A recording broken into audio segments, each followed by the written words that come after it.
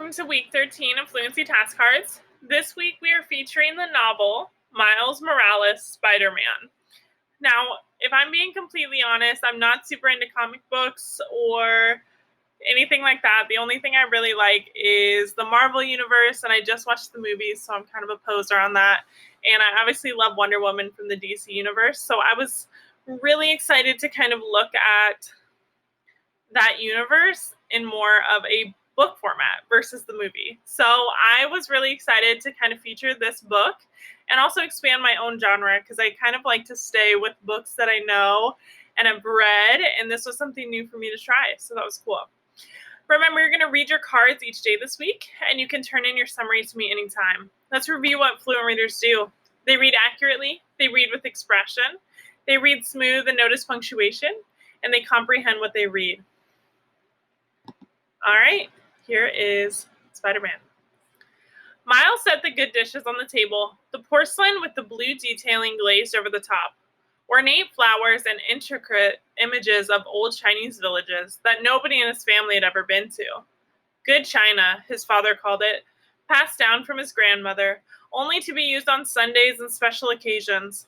And though it was Sunday, today was also a special occasion for Miles, because it was the last day of his punishment. My suggestion for you is to make sure you get it all out before class, Miles's mother said, lifting a window and fanning the smoke from the stove out with a hand towel. Because I swear, if you get suspended again for something like this, it's going to be you I'm fanning out the window.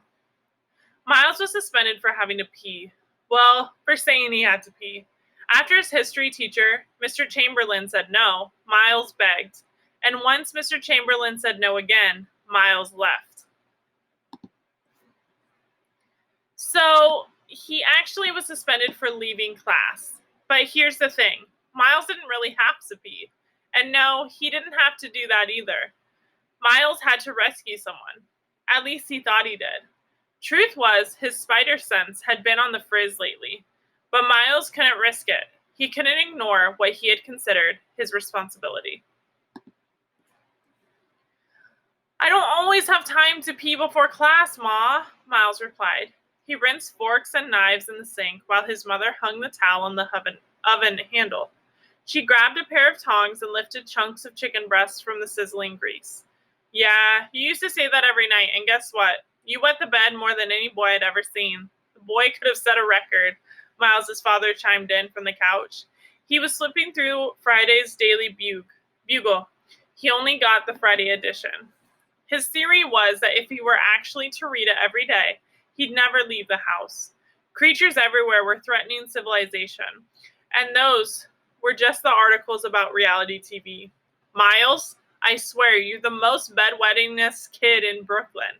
Matter of fact, back when I used to get this trash paper every morning, just so we could line the top of your mattress with it in the evening. Mr. Davis closed the paper, folding it in half. He shook his head.